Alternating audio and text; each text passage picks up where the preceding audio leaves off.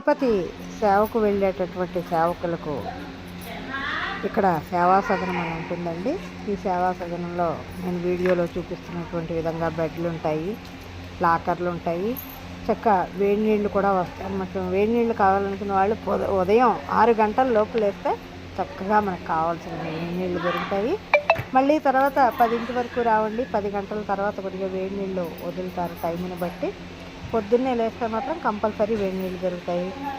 బాత్రూమ్లు ఉన్నాయి, చక్కటి సౌకర్యాలు అన్నమాట అండి. చాలా వాళ్ళు మనకి కావాలనుకుంటే మన దగ్గర లేకపోతే వాళ్ళు మనకి బెడ్షీట్లు కూడా ఇస్తారన్నమాట అండి. కప్పుకునే రగ్గులు కూడా ఇస్తారు. మళ్ళీ వాడికి జాగ్రత్తగా మనం అప్పచెప్పాలి. లాకర్ తాళం కూడా జాగ్రత్తగా అప్పచెప్పాలి. అది మనం పోగొట్టుకున్నట్లయితే వాళ్ళు మళ్ళీ డబ్బులు వసూలు చేస్తారన్నమాట అండి. ఎంతో బాగుంది ఈ సేవా సదనము.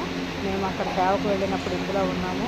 అది తర్వాత వెళ్ళే సేవకులు ఎవరైనా చూస్తారనే ఉద్దేశంతో నేను ఈ వీడియో తీసి మా ఛానల్లో పెట్టడం జరిగింది. చూసారా, చక్కటి బెడ్లు అన్నమాట అండి.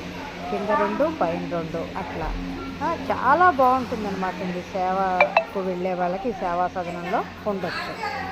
నమో వెంకటేశ్వర.